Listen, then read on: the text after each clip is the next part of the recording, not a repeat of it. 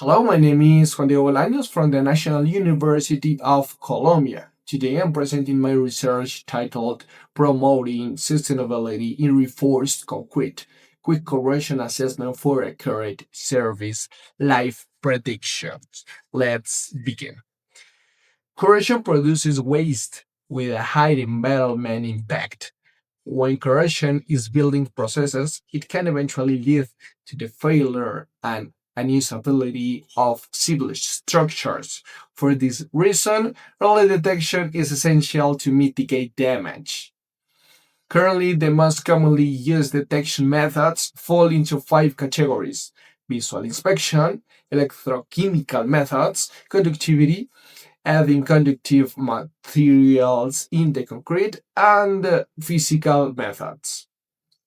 This study focuses on correlating the parameters obtained from an electrochemical impedance spectroscopy (EAS) and measurements from an ALTR meter, identifying the conditions under which these two methods give comparable results. EAS is a powerful technique, but it is usually limited to laboratory environments due to its complexity and sensitive to noise.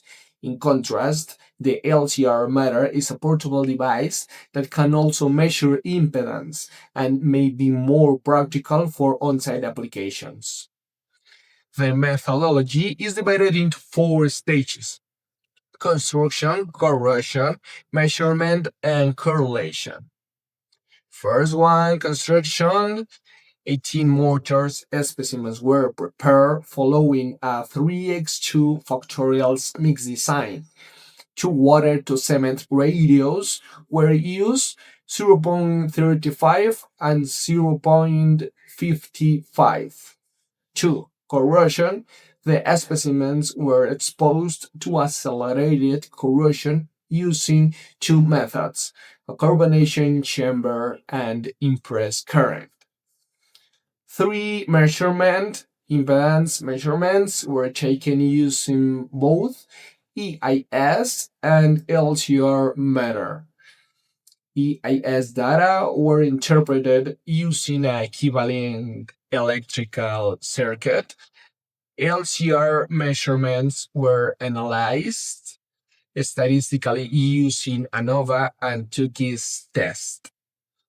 For correlation, a graphical correlation was created to compare EAS and LCR measurements.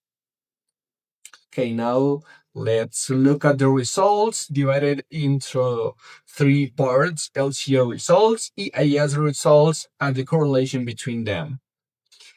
LCR results, we can see that for the specimens with 0.55 water to cement radius exposed to impressed current, we observe a clear difference at exposure time 2 compared to the times 0 and 1.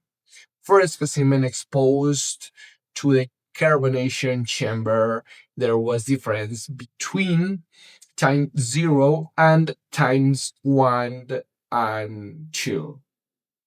EAS results: 10 aqueous plots for all the specimens exposed to both methods, showing a lower real impedance at time 0 with increasing impedance at time 1 and 2, especially in the case of impressed current.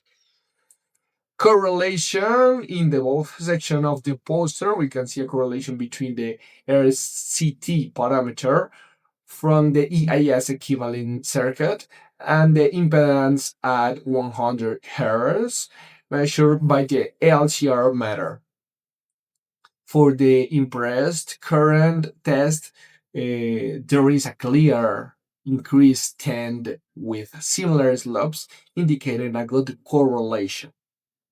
However, for the carbonation chamber, no consistent patterns was found, and the methods are not comparable in this case. This may be because Carbonation increases impedance by densifying the material and closing capillary pores. The carbonation front likely did not reach the steel reinforcement, meaning the corrosion had not yet started. Therefore, both methods are not comparable at this stage. So the conclusions, the LCR method shows heightened sensibility at low frequencies, 100 and 120 Hz, and correlates well with EIS when there is this depassivation of reinforcement steel with active corrosion state. Carbonation increases impedance by densifying and closing capillary pores, while impressed current decreases impedance through rapid sodium chloride penetration.